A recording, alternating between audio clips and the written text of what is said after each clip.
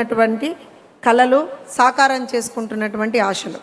ఇప్పుడు ఆంధ్రప్రదేశ్ రాష్ట్రంలో కూటమి ప్రభుత్వం వచ్చిన దగ్గర నుంచి ఇన్ఫ్రాస్ట్రక్చర్ సెక్టార్స్లో మౌలిక సదుపాయాల విషయంలో ఏ రకమైనటువంటి అభివృద్ధి జరిగింది, ఏ రకంగా ఇంతకు ముందర దగా జరిగింది, ఇప్పుడు మనం అభివృద్ధి చెందుతున్నాం అనే విషయం మీద తీర్మానం ప్రవేశపెట్టే ముందర దీనికి సంబంధించినటువంటి వీడియో ప్లే చేయవలసిందిగా కోరుతున్నాం.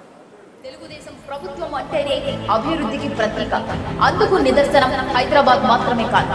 20 ఏళ్ల క్రితం తెలంగాణలోని ఏ మారుమూల ప్రాంతానికైనా వెళ్లి ఈ రోడ్డు ఎవరు వేశారు అంటే తెలుగుదేశం ప్రభుత్వం అని చెప్పేవారు.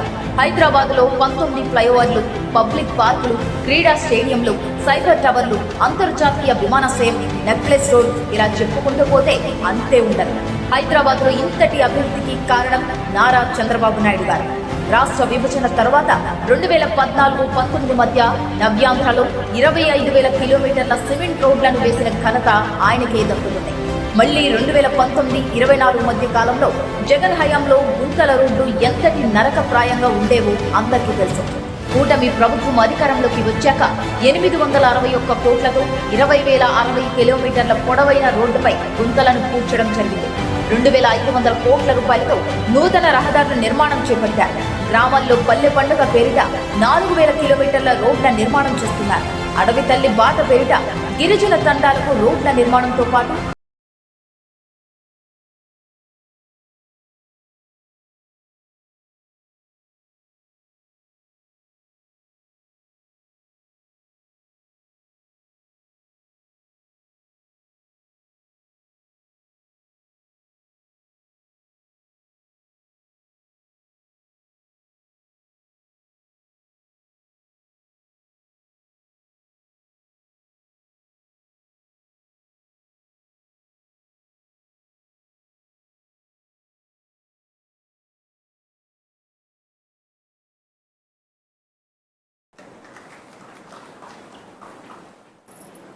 ఇప్పుడు ఈ విషయం మీద తీర్మానం ప్రవేశపెట్టవలసిందిగా తెలుగుదేశం పార్టీ సీనియర్ నాయకులు, శాసనసభ్యులు, ప్రత్యర్థులు ఏ విషయం మీద ఎక్కడ ఏ చోట ఏ రోజున ఏ మాట మాట్లాడినా సరే ధీటైన జవాబు చెప్పేటువంటి పెద్దలు శ్రీ సోమిరెడ్డి చంద్రమోహన్ రెడ్డి గారిని మాట్లాడవలసిందిగా కోరుతున్నాం.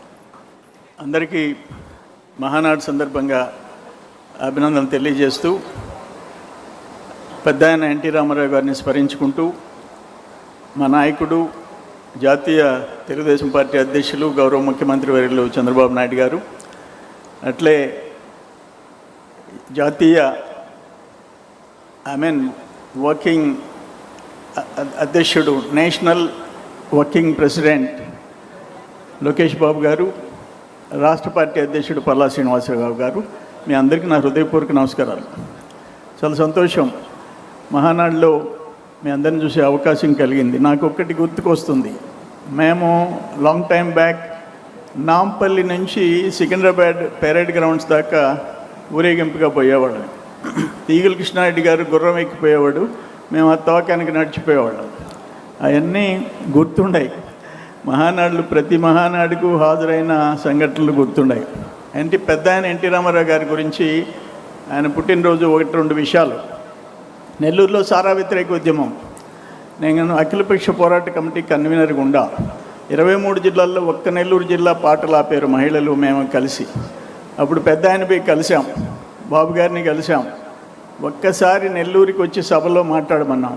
బిఆ కాలేజీలో బహిరంగ సభ రావటం ఒకటే మాట చెప్పాడు, మేము అధికారంలోకి వచ్చిన వెంటనే సారా నిషేధం ఒక్కటే కాదు, సంపూర్ణ మద్యపానం నిషేధం చేసి పారేస్తానన్నాడు. దెబ్బతో కూడా 2 నెలల్లో సారా నిషేధం కాంగ్రెస్ ప్రభుత్వం నిషేధించిన సంఘటన అందరికీ గుర్తుంది. రెండవది ఒక్క ఇన్సిడెంట్, 94లో కాంగ్రెస్ గవర్నమెంట్ జీవీకే బీబీఐ 2,200 ఎకరాలకి 35,000 ఎకరా కాంపెన్సేషన్ ఫిక్స్ చేశారు. అప్పుడు నేను 2 బస్సులు వేసుకొని రైతులను తీసుకెళ్ళా. పెద్ద ఆయన దగ్గరికి పోయి ఇట్లా అన్యాయం జరిగిందన్న వెంటనే బాబు గారు finance and revenue minister and ఇంకో సెక్రటరీని పిలిచారు. బ్రదర్ చెప్పేది న్యాయంగా ఉంది, పరిష్కారం చేయండి అన్నాడు. బాబు గారు అసెంబ్లీలో ఆయన ఆఫీస్లో పిలిచాడు, చేంబర్లో. 24 అవర్స్లో డబుల్ కాంపెన్సేషన్ చేసి పంపించిన రోజులు ఇంకా గుర్తున్నాయని చెప్పేసి మీ అందరికి నేను మనవి చేస్తుంటా. ఈరోజు చాలా పెద్ద సబ్జెక్టులు ఇచ్చారు, 10 మినిట్సే ఇచ్చారు, గంట కొట్టుకోకమ్మా. దీంట్లో ప్రధానంగా రహదారుల అభివృద్ధి ఇప్పుడు స్క్రీన్ మీద కూడా చూపించారు. నేనేమంటానంటే లాస్ట్ గవర్నమెంట్లో ప్రధానంగా 3 శాఖలు మోతేశారు. 1 రోడ్లు భవనాలు, 2 నీటిపారుదల శాఖ, 3 వ్యవసాయ శాఖ. ఆ ప్రభుత్వం బడ్జెట్లో కేటాయించిన అమౌంట్లో 40% కూడా ఖర్చు పెట్టుకున్న శాఖలు, పెట్టని శాఖలు ఏంటంటే ఈ 3 శాఖలు. దాంట్లో రహదారులు అయితే పరిస్థితి దారుణం. 14-19 తెలుగుదేశం టైంలో 25,194 కిలోమీటర్లు వేశాం. జగన్మోహన్ రెడ్డి పాలనలో 1,800 కిలోమీటర్లు. మళ్ళీ ఈ 2 ఇయర్స్లో 5,050 కిలోమీటర్లు వేశాం. ఇట్లా చెప్పుకుంటూ పోతే బీటీ రహదారులు 22,283 కిలోమీటర్లు వేస్తే లాస్ట్ గవర్నమెంట్ పూర్తిగా నిర్లక్ష్యం చేసింది. మళ్ళీ ఇప్పుడు 2,500 కిలోమీటర్లు మనం వేయగలిగినాం. భారతమాల ప్రాజెక్ట్స్ 5 ప్రాజెక్టులు 2014 and 19 దాదాపు అవి వచ్చి 36,000 కోట్లు.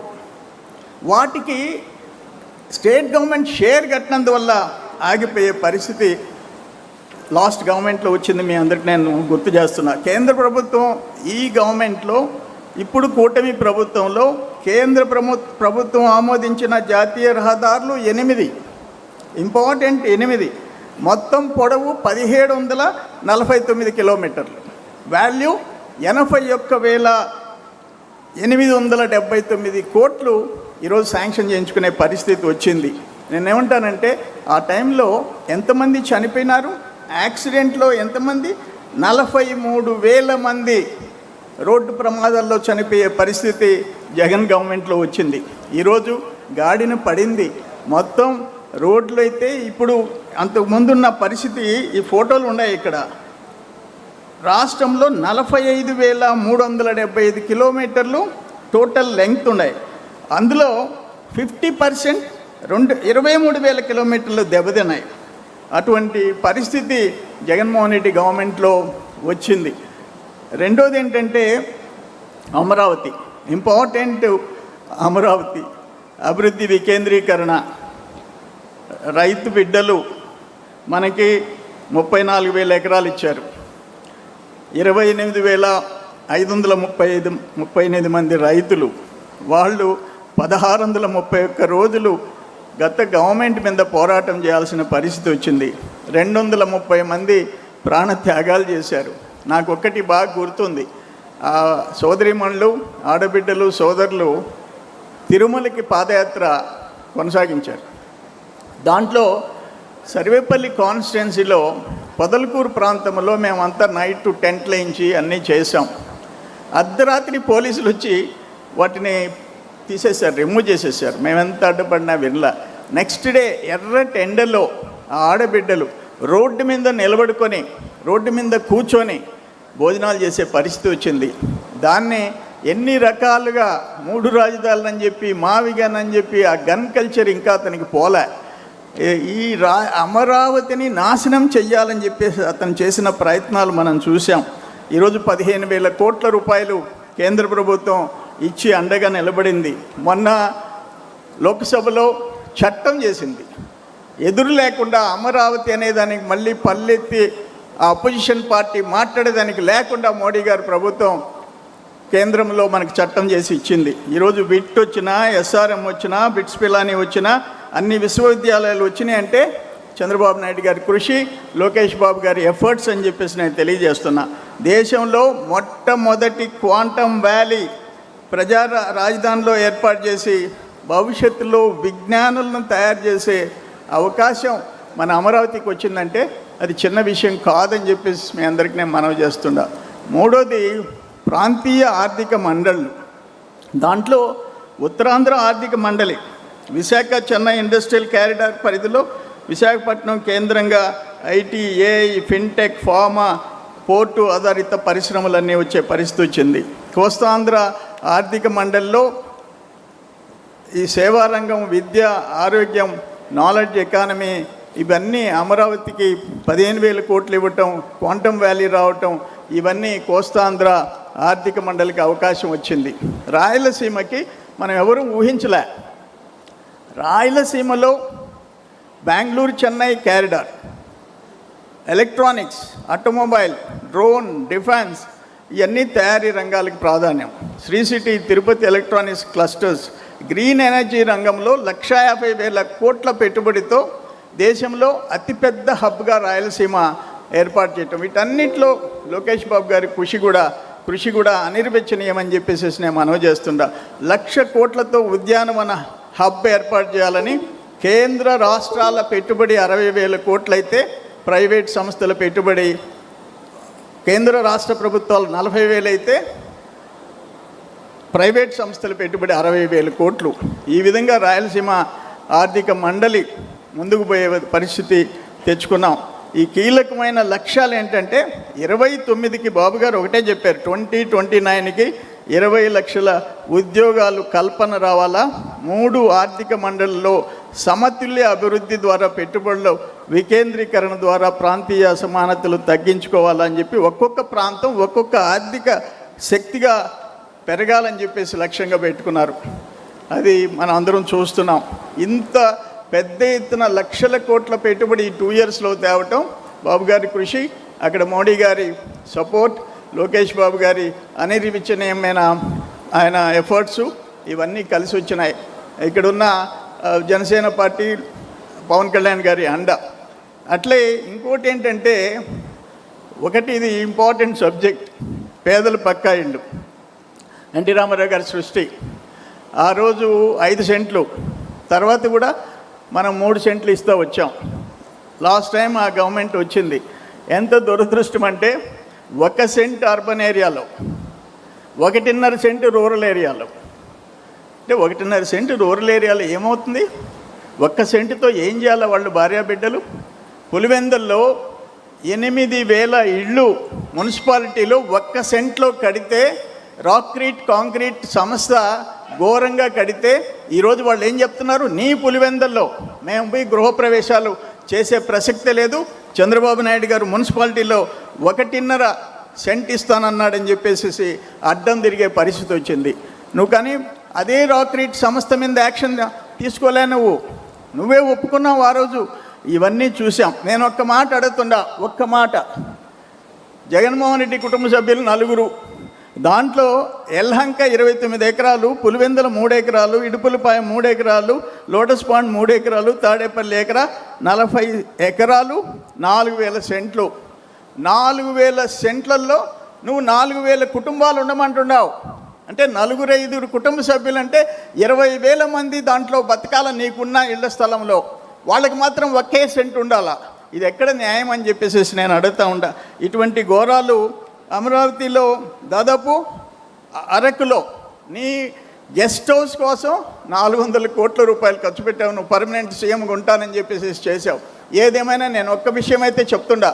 ఈరోజు చంద్రబాబు నాయుడు గారు 2018లో SC/ST సభ పెడితే వేణుగోపాల స్వామి టెంపుల్ ల్యాండ్స్లో ముందు మా అందరితో మాట్లాడి 1,80,000 కేంద్ర ప్రభుత్వం ఇచ్చేది 50,000 పెంచి 2,30,000 చేసి అప్పటికప్పుడు 24 గంటల్లో జీవో తెప్పించాడు. నువ్వు వచ్చేసి ఆ 50,000 కట్ చేసి నా ఎస్సీలు నా ఎస్టీలు అంటావు. 50,000 కట్ చేసి 1,80,000 రూపాయలు చేసావు. దాంట్లో 50-60,000 నీ మనుషులు దోచుకునే పరిస్థితి తెచ్చావు. మళ్ళీ బాబు గారు వచ్చారు, ముఖ్యమంత్రి అయినారు, పరిస్థితి అర్థం చేసుకున్నారు. 2,50,000 రూపాయలు ఇంటికి పెంచిన నాయకుడు చంద్రబాబు నాయుడు గారు అని చెప్పేసి నేను మనవి చేస్తుండా. దుర్మార్గాలు, దోపిడీలు, ఆఖరిక 1,80,000 కేంద్ర ప్రభుత్వం ఇచ్చే దాంట్లో 60-70,000 దోచేసుకొని ఆ ఇళ్ళు దేనికి పనికి రాకుండా చేసిన ముఖ్యమంత్రిగా పనిచేసిన వ్యక్తి ఈరోజు గొడ్డల పార్టీ అని చెప్పేసి తెలియజేసుకుంటూ, టైం లేదు, గంట కొడుతున్నారు.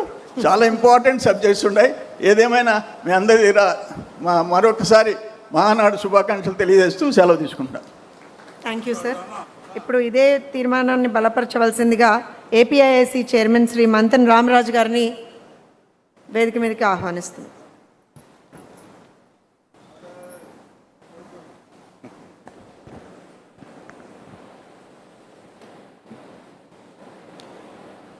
ముందరగా గౌరవనీయులు నందమూరి తారక రామారావు గారిని స్మరించుకుంటూ, గౌరవ ముఖ్యమంత్రి వర్యులు మాన్య శ్రీ చంద్రబాబు నాయుడు గారికి, వేదిక ఇచ్చినటువంటి national working president Lokesh Babu గారికి, రాష్ట్ర అధ్యక్షులు పల్లా శ్రీనివాస్ గారికి, అది వేదిక పెద్దలకు, వేదిక ముందు ఉన్నటువంటి పెద్దలందరికీ కూడా హృదయపూర్వక నమస్కారాలు, ధన్యవాదాలు తెలియజేసుకుంటా ఉన్నాను. అదేవిధంగా ఈ హైబ్రిడ్ మోడల్లో పాల్గొన్నటువంటి తెలుగుదేశం పార్టీ కుటుంబ సభ్యులందరికీ కూడా హృదయపూర్వక ధన్యవాదాలు తెలియజేసుకుంటా ఉన్నాను. విజన్ 2047 లక్ష్యంగా ఆంధ్రప్రదేశ్ సముద్ర తీర ప్రాంత అభివృద్ధి కానీ, పోర్ట్లు, ఎయిర్పోర్ట్లు, టూరిజం అభివృద్ధికై ఆంధ్రప్రదేశ్లో అత్యంత కనెక్టివిటీ రాష్ట్రంగా తీర్చిదిద్దే లక్ష్యంగా మన ముఖ్యమంత్రి వర్యులు శ్రీ నారా చంద్రబాబు నాయుడు గారు కృషి చేస్తూ ఉన్నారు. గత ప్రభుత్వంలో చూసాం మనందరం కూడా 2014-19లో ఎన్నో ప్రాజెక్ట్స్ తీసుకొస్తే 19-24 మధ్యలో ఎన్ని కూడా పారిపోయేటట్టు గొడ్డలపాటి చేసినటువంటి విషయాలన్నీ కూడా మనం చూసాం.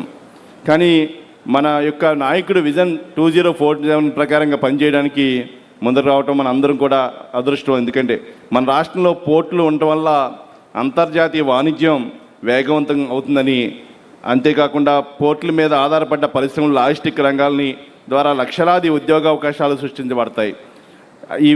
ఇవి రాష్ట్రానికి విదేశీ పెట్టుబడులు, ఆకర్షణీయ ఎగుమతి దిగుమతుల ద్వారా ప్రభుత్వ ఆదాయాన్ని పెంచుతాయి. గత ప్రభుత్వం పోర్టు పనులు అలసత్యం వహించి పోర్టుల కెపాసిటీ పెంచవలసినటువంటి వాటిని కూడా పెంచకుండా మన రాష్ట్రానికి వచ్చేటువంటి ఇండస్ట్రీస్ కూడా తద్వారా పోర్ట్ కనెక్టివిటీ లేక చాలా ఇండస్ట్రీస్ వెనక్కి వెళ్ళిపోయే పరిస్థితి కూడా జరిగింది. దీనివల్ల పోర్టు మీద ఆధారపడిన పరిశ్రమలు పూర్తిగా నిలిచిపోయి ఉన్నాయి. గత ప్రభుత్వం గాలికి వదిలేసిన పోర్టు పనులన్నీ కూడా మన ప్రభుత్వం రాగానే పనులు వేగవంతం చేశాయి. మచిలీపట్నం కానీ, మూలాపేట కానీ, రామాయణం పట్నం కానీ పోర్టులను 2026 అంటే ఈ సంవత్సరం డిసెంబర్ లోపల ప్రారంభించే విధంగా శరవేగంగా మన ఎన్డీఏ కూటమి ప్రభుత్వం వచ్చిన తర్వాత గౌరవ ముఖ్యమంత్రి వర్యులు పనులు వేగవంతం చేసి ప్రారంభానికి సంసిద్ధం చేయడం జరుగుతూ ఉంది. అంతేకాదు కాకినాడ గేట్వే పోర్టు 2028 సెప్టెంబర్ నాటికి ప్రారంభించుకోబోతున్నాం. దీనివల్ల పోర్టుల మీద ఆధారపడిన పరిశ్రమలు ఎగుమతులు దిగుమతి చక్కగా మార్గాన్ని మన ముఖ్యమంత్రి వర్యులు కల్పించడం జరిగింది. ఇది రాష్ట్ర అభివృద్ధికి ఎంతో తోడ్పడుతుంది. మన రాష్ట్రంలో ఉన్న తీర ప్రాంతంలో ప్రతి 50 కిలోమీటర్లకి ఒక పోర్టు కానీ, ఒక ఫిషింగ్ హార్బర్ కానీ తీసుకురావాలనే ఉద్దేశంతో అన్ని ప్రాంతాలు